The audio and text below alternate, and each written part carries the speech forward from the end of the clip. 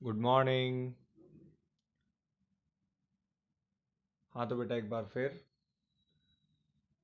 कल हमने कंप्लीट किया था ट्रांसपोर्टेशन इन प्लांट्स। मैं एक बार आपको फिर से रिवाइज करवा देता हूँ कि plants have two main conducting tissues with the name xylem and phloem. Xylem actually carries water and minerals from root to the leaf, and phloem actually carries products of photosynthesis glucose from leaves to other parts of the plant. और भी मैंने आपको काफ़ी सारे differences यहाँ बताए थे कि xylem conduct only unidirectional, phloem conduct always by directional और मल्टी डायरेक्शनल। जाइलम में आपको एनर्जी की रिक्वायरमेंट नहीं होती है, फ्लोएम में आपको एनर्जी की रिक्वायरमेंट होती है in the form of ATP. फिर एक हमने बात की थी ट्रांसपिरेशन कि process by which plant lose water in the form of vapour. Role of transpiration थे कि ये प्लांट में वाटर को एब्जॉर्ब और अपवर्ड मूवमेंट के लिए रेस्पॉन्सिबल होता है। सेकंड रोल था ट्रांसपिरेशन का कि it help in thermo regulation और टेम्परेचर रेगुलेशन इन प्लांट। फिर हमने ट्रांसलोकेशन की बात की थी कि translocation is the process by which the food particles या food glucose transported from leaf to the other part of the plant. This method is known as translocation. Now our today's topic is excretion in human being.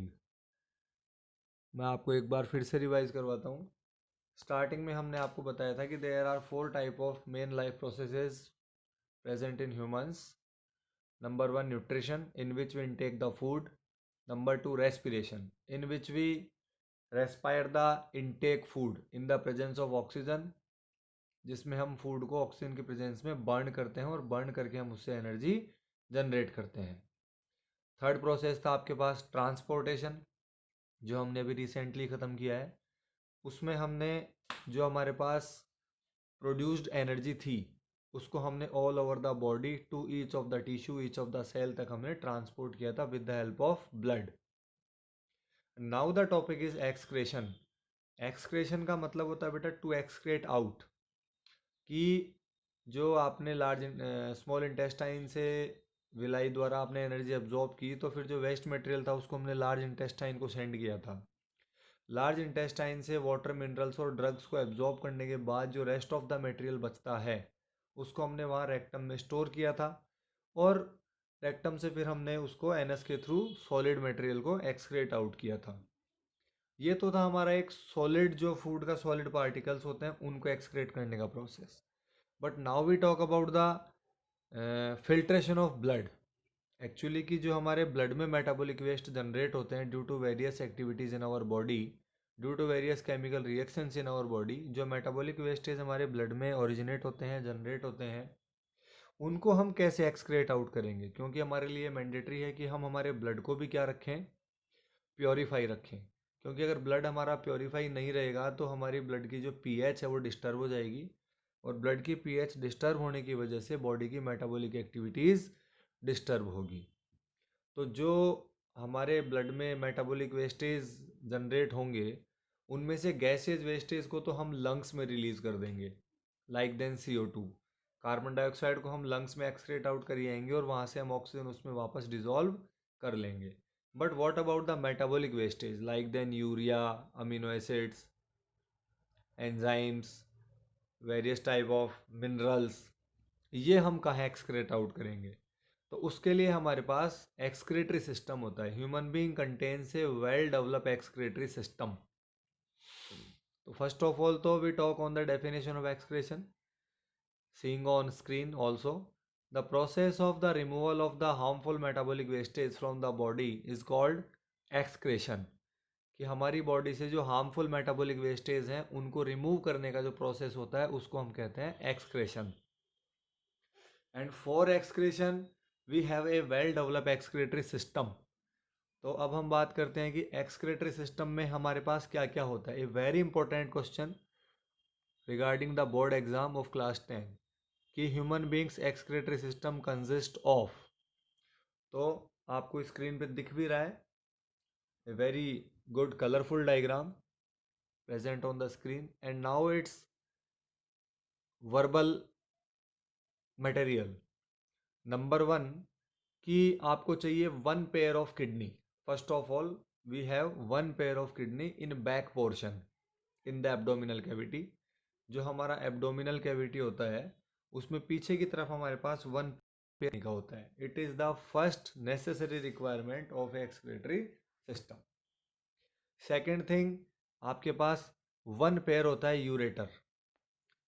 In this diagram you have seen one pair of kidney, one left and one right, and from each of the kidney one pipe are emerging. आपको दिख रहा है आसानी से कि हर kidney से एक pipe emerge हो रहा है, एक पाइप ओरिजिनेट हो रहा है। ये पाइप एक्चुअली कहलाता है ureter. This pipe is actually known as ureter. Ureter का वर्क होता है कि किडनी जो भी ब्लड को प्योरीफाई करके मेटाबॉलिक वेस्ट कलेक्ट करती है, उन कलेक्टेड वेस्ट को यूरेटर कैरी करता है और यूरेटर इसको कैरी करके लाके यूराइनरी ब्लैडर को देता है। तो थर्ड थिंग हो गई आपके पास urinary bladder. I'm again revising one pair of kidney.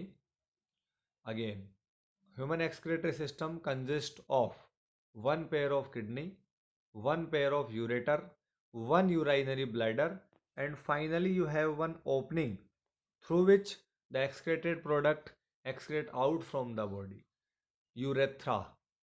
तो सिंगल नंबर में आपके पास यूरेथ्रा होगा, सिंगल नंबर में आपके पास यूराइनरी ब्लैडर होगा, वन पेयर आपके पास यूरेटर होंगे originate from different different kidney. तो these four things consist over excretory system, one pair of kidney, one pair of ureter, one urinary bladder and one urethra. Now we read how our excretory system works. तो here is the process of excretion. जो renal artery है, renal artery bring in blood containing waste substances to the kidney. Renal artery के through kidney के पास वो blood लाया जाएगा जिसमें वेस्ट सब्सटेंसेस कंटेन होंगे। किडनी उस ब्लड को फिल्टर करेगी with their working unit nephron. Kidney is a big organ and kidney possesses many of the numerous finger-like structure, numerous vessels known as nephron, which is actually working unit of kidney. Nephron जो होती हैं वो working unit होती है kidney की, like then alveoli working unit of lungs. जैसे हमारे lungs की वर्किंग यूनिट होती है एल्वोलाई, वैसे ही हमारी किडनी का वर्किंग यूनिट होता है नेफ्रॉन। तो किडनी ब्लड को फिल्टर करेगी with the help of nephron, और जब ब्लड को फिल्टर किया जाएगा तो जो प्रोडक्शन आएगा वो आएगा यूरिन की फॉर्म में। When you filters the blood और when our body filters the blood with the help of nephron, the product is actually in the form of urine. तो the urine produced in the kidney passes through the ureter. अभी अभी मैंने आपको ऊपर बताया था कि किडनी में जो प्रोडक्शन आएगा उसको यूरेटर के थ्रू आप पास करेंगे into the urinary bladder, where it is stored until it is released through the urethra. ये लाइन आपको सब कुछ कंप्लीट करती है कि urine produced in the kidney passes through the ureter into the urinary bladder where it is stored until it is released through the urethra. तो सारी बातें क्लियर है। यूरिन प्रोडक्शन होगा किडनी में, यूरिन कैरी किया जाएगा यूरेटर के through, urine store होगा यूरिनरी ब्लैडर, और यूरिन पास किया जाएगा या रिलीज किया जाएगा through the urethra. Again, urine produced by the kidney, urine passes by the ureter, urine stored in the urinary bladder, and urine released through the urethra.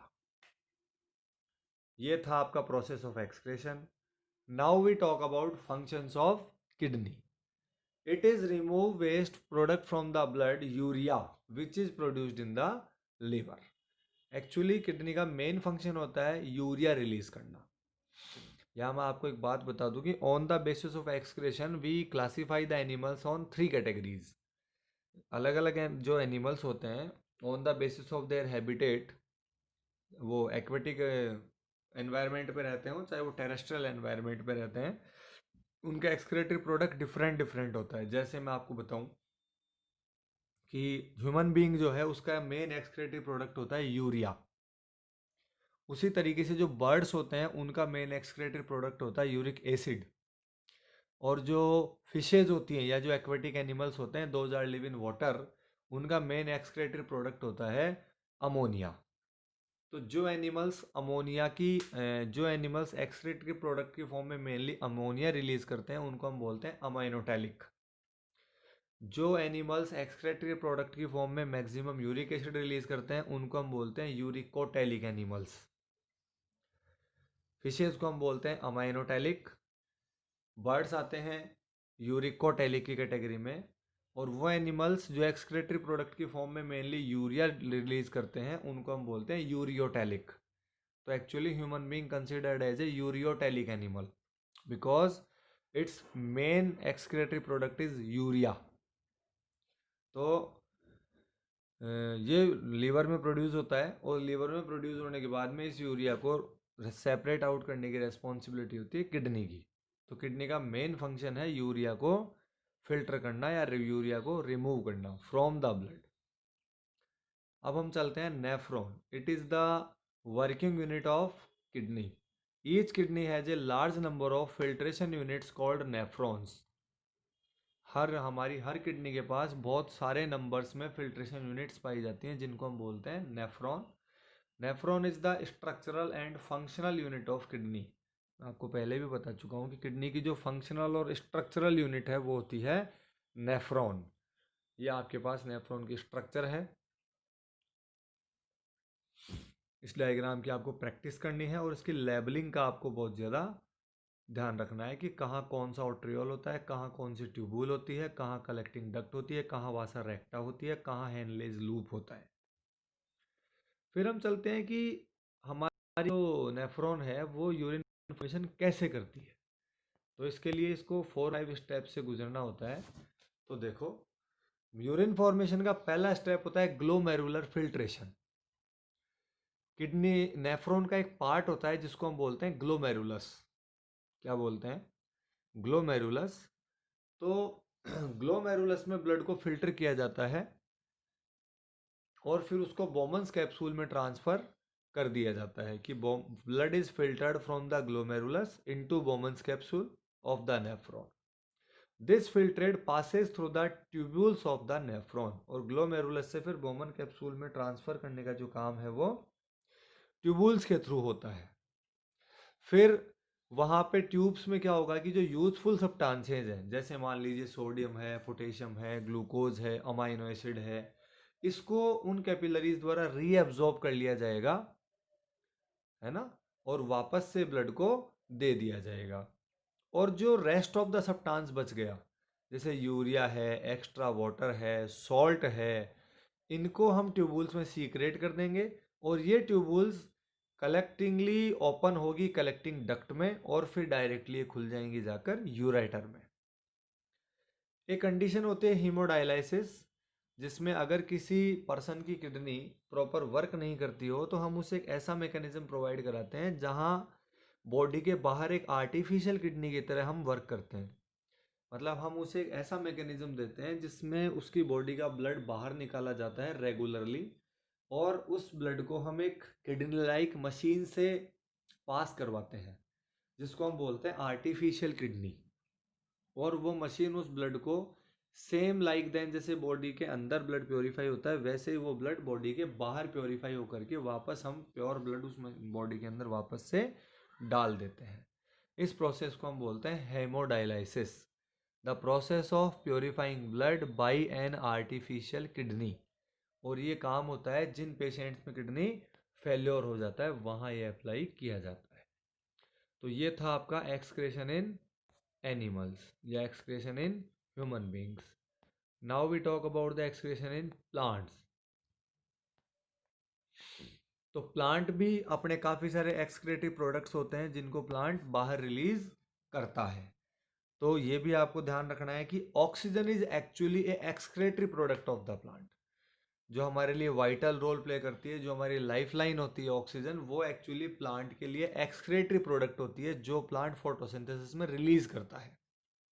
When plant perform the process of photosynthesis, plant produce C6H12O6 carbohydrate in the form of product, but with this plant actually release a byproduct with the name of oxygen. Actually oxygen is the byproduct of photosynthesis, so it's actually vital for us, but actually it's harmful, actually it's a excretory product for the plant. तो ये तो हो गया आपका first thing कि oxygen जो plant release करेगा photosynthesis की फॉर्म में। सेकंड जो एक्सक्रेटरी प्रोडक्ट है प्लांट का वो है वाटर। अभी हमने आपको ऊपर पढ़ाया था कि in the transpiration process plant release there excess water in the form of vapour through the stomata. तो जो प्लांट अपना एक्सेस वाटर वेपर की फॉर्म में स्टोमेटा के थ्रू बाहर रिलीज करता है, वो वाटर भी एक तरीके से प्लांट का एक्सक्रेटरी प्रोडक्ट है। इसके अलावा प्लांट जब अपनी बार्क, जब हम देखते हैं कि प्लांट की कोई बार्क है वो सूख जाती है और सूख करके उस पर से गिर जाती है, मान लीजिए कोई लीफ है जो प्लांट की येलो हो करके फिर वहाँ से वो विदर ऑफ हो जाती है, टूट जाती है, तो ये जो विदरिंग लीव्स हैं, विदरिंग बार्क है, ये सब भी प्लांट का क्या है, एक्सक्रेटरी प्रोडक्ट है। इसके अलावा if any plant release gums, if any plant release resins, है ना, if any plant release any milky substance, तो ये जो मिल्की सब्सटेंस हैं, ये गम्स हैं, रेजिन्स हैं, ये सब प्लांट के वेस्ट प्रोडक्ट की फॉर्म में कंसिडर होंगे। इसके अलावा प्लांट जिस सॉइल पे लगा हुआ या उगा हुआ रहता है, वहाँ पर भी प्लांट अराउंड द सॉइल बहुत सारे वेस्ट प्रोडक्ट एक्सक्रेट करता रहता है, तो वो भी एक एक्सक्रेटरी प्रोडक्ट है प्लांट के लिए, जिनसे फिर बाद में ह्यूमस फॉर्म होती है। जैसे मान लीजिए कोई टूटी हुई पत्ती है, कोई प्लांट का वेस्ट मटेरियल है, वो टूट टूट के नीचे ज़मीन पे गिरेगा, माइक्रोब्स उस पर वर्क करेंगे और माइक्रोब्स उसको वापस से डिकम्पोज करके सॉइल की फर्टिलिटी इंक्रीज करने का काम करेंगे। तो ये सब भी हैं प्लांट के लिए एक्सक्रेटरी प्रोडक्ट्स। तो ये हमारा चैप्टर होता है कंप्लीट। फिर भी हम देख लेते हैं कि हमने क्या सीखा यहाँ से। तो ये कुछ पॉइंट्स हैं जिनको आपको रिवाइज करना है। इसमें लिखा हुआ है कि बहुत सारे मूवमेंट्स हमारी बॉडी में होते हैं, इसके अलावा हमारे को न्यूट्रिशन की रिक्वायरमेंट होती है, रेस्पिरेशन की रिक्वायरमेंट होती है, ट्रांसपोर्टेशन की रिक्वायरमेंट होती है और हमारे को एक्सक्रेशन की रिक्वायरमेंट होती है। फिर दिया हुआ है कि what do you mean by autotrophic nutrition. तो एटोट्रोपिक न्यूट्रिशन वो होता है जिसके अंदर हम सिंपल इनऑर्गेनिक मटेरियल से ऑर्गेनिक फूड फॉर्म करते हैं और उसके लिए रॉ मटेरियल के लिए हम किसी पे डिपेंड नहीं होते हैं। हेट्रोट्रोपिक न्यूट्रिशन का मतलब ये होता है कि जिसमें कोई ऑर्गेनिज्म अपने फूड और सर्वाइवल के लिए किसी दूसरे लिविंग ऑर्गेनिज्म पे डिपेंड हो। Human being consider as a heterotrophic organism. और हम होलोजोइक टाइप का न्यूट्रिशन हमारे अंदर होता है जिसमें हम कॉम्प्लेक्स फूड लेते हैं और हमारी बॉडी उसको पहले सिंपलर फॉर्म में कन्वर्ट करती है और उसके बाद हमारी बॉडी उससे एनर्जी प्रोड्यूस करती है। रेस्पिरेशन दो टाइप का होता है, aerobic anaerobic, you know very well. More energy produce in aerobic type of respiration. ये आपको याद रखना है कि जो एरोबिक रेस्पिरेशन होगा उसमें आपकी एनर्जी ज़्यादा रिलीज होगी in comparison of anaerobic respiration. फिर हमने पढ़ा कि ह्यूमन बींग्स में जो मटेरियल्स का ट्रांसपोर्ट है बॉडी में, गैसेज मटेरियल्स का, एनर्जी का, हॉर्मोन्स का, ये सब ब्लड की फॉर्म में होता है या हम सर्कुलेटरी सिस्टम में ये काम करते हैं। सर्कुलेटरी सिस्टम कंसिस्ट होता है हमारा हार्ट, ब्लड, ब्लड वेसल्स के साथ। और circulatory system consist of heart, blood and blood vessels. ठीक है। प्लांट्स में ऐसा नहीं होता है। प्लांट्स में आपके पास वेस्कुलर टिश्यूज होते हैं जाइलम और फ्लोएम की फॉर्म में, जो प्लांट के लिए रिक्वायर्ड जो थिंग्स होती हैं उनको ट्रांसपोर्ट करने का फंक्शन परफॉर्म करते हैं। ह्यूमन बीइंग्स में हम एक्सक्रेटरी जो प्रोडक्ट है उनको किडनी के थ्रू रिलीज आउट करते हैं। किडनी के थ्रू पहले हम उनको रीअब्जॉर्ब करते हैं, छानते हैं, फिल्टर करते हैं ब्लड को, और जो हार्मफुल सब्सटेंसेस उनको किडनी एब्जॉर्ब करके यूरेटर के थ्रू यूराइनरी ब्लड को प्रोवाइड कराती है और फिर थ्रू द यूरेथ्रा हम उसको रिलीज करते हैं। फिर हमने पढ़ा कि as a excretory product plant भी बहुत सारी चीज़ें रिलीज करता है, जैसे ऑक्सीजन है, जैसे गम है, जैसे रेजिन है, जैसे कोई मिल्की सब्सटेंस है, जैसे येलो लीव है, जैसे बार्क है। These all are the excretory products of plant. तो now it's the chapter is complete now. If the students have any doubt, you can ask me. I think it's very helpful for you. Whole chapter you know very well, you understood very well. फिर भी अगर आपको कोई doubt है तो आप लोग मेरे से पूछ सकते हैं। Have a good day. Bye.